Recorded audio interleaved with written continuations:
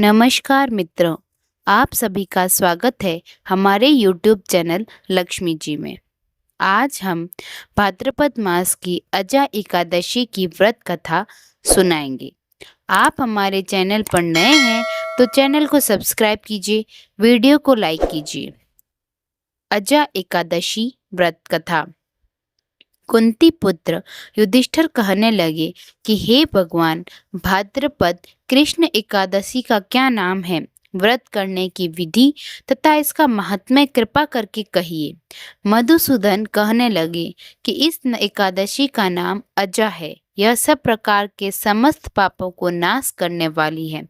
जो मनुष्य इस दिन भगवान ऋषिकेश की पूजा करता है उसको वैकुंठ की प्राप्ति अवश्य होती है। अब आप इसकी कथा सुनिए। प्राचीन काल में हरिश्चंद्र नामक एक चक्रवर्ती राजा राज्य करता था। राजा हरिश्चंद्र अपनी सत्यनिष्ठा और ईमानदारी के लिए जाने जाते थे। एक बार देवताओं ने इनकी परीक्षा लेने की योजना बनाई।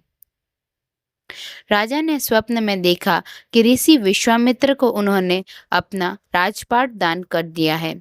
जब अगले दिन राजा हरिश्चंद्र विश्वामित्र को अपना समस्त राजपाट को सौंप कर जाने लगे तो विश्वामित्र ने राजा हरिश्चंद्र से दक्षिणा स्वरूप 500 स्वर्ण मुद्राएं दान में मांगी। राजा ने उनसे कहा कि 500 क्या, आप जितनी चाहें स्वर्ण मुद्राएं ले लीजिए। इस पर विश्वामित्र हंसने लगे और राजा को याद दिलाया कि राजपाट के साथ राज्य का कोष भी वे दान कर चुके हैं और दान की हुई वस्तु को दोबारा दान नहीं की जाती। तब राजा ने अपनी पत्नी और पुत्र को बेचकर स्वर्ण मुद्राएं हासिल की, लेकिन वो भी 500 नहीं हो पाई। राजा हरिश्चंद्र ने खुद को भी बेच डाला और सोने की सभी मुद्राएं विश्वामित्र को दान में दे दी। राजा हरिश्चंद्र ने खुद को जहां बेचा था वह शमशान का चांडाल था। चांडाल ने राजा हरिश्चंद्र को शमशान भूमि में दाह संस्कार के लिए कर वसूली का काम दे दिया। राजा चांडाल का दास बन सत्य को धारण करता हुआ मृतकों का वस्त्र ग्रहण करता रहा, मगर किसी प्रकार से सत्य से विचलित नहीं हुआ। कई बार राजा चिंता के समुद्र में डूबकर अपने मन में विचार करने लगता है कि मैं कहाँ जाऊं, क्या करूं जिससे मेरा उद्धार हो। इस प्रकार राजा को कई वर्ष बीत गए। एक दिन राजा इसी चिंता में बैठा हुआ था कि गौतम ऋषि आ गए।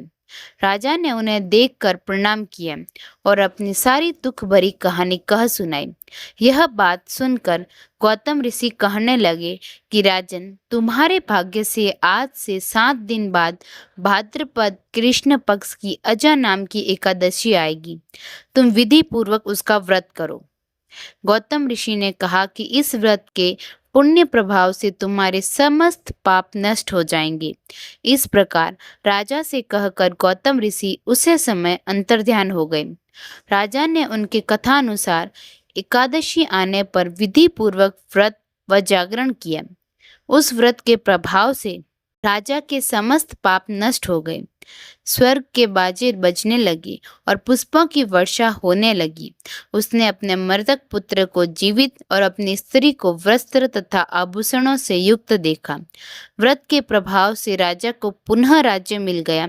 अंत में वह अपने परिवार सहित स्वर्ग को गया। समस्त उपवासों में अजा एकादशी व्रत को रखने वाले व्यक्ति को अपने चित्त, इंद्रियों, आहार और व्यवहार पर संयम रखना होता है। अजा एकादशी व्रत का उपवास व्यक्ति को अर्थ काम से ऊपर उठकर मोक्ष और धर्म के मार्ग पर चलने की प्रेरणा देता है। यह व्रत प्राचीन समय से यथावत चला आ रहा है। इस व्रत का आधार पौराणिक, वैज्ञानिक और संतुलित जीवन है। इस उपवास के विषय में यह मान्यता है कि इस उपवास के फल स्वरूप मिलने वाले फल अश्वमेघ यज्ञ, कठिन तपस्या, तीर्थों में स्नान, दान आदि से मिलने वाले फलों से भी अधिक होते हैं। यह उपवास मन निर्मल करता है, हृदय शुद्ध करता है तथा सद्मार्ग की ओर प्रेरित करता है। बोलिए श्री विष्णु भगवान की जय, श्री एकादशी माता की जय। आप हमारे चैनल पर नए हैं तो चैनल को सब्सक्राइब कीजिए, बेल आइकन प्रेस कीजिए। आपको यह जानकारी कैसी लगी कमेंट में ज़रूर बताइए। धन्यवाद।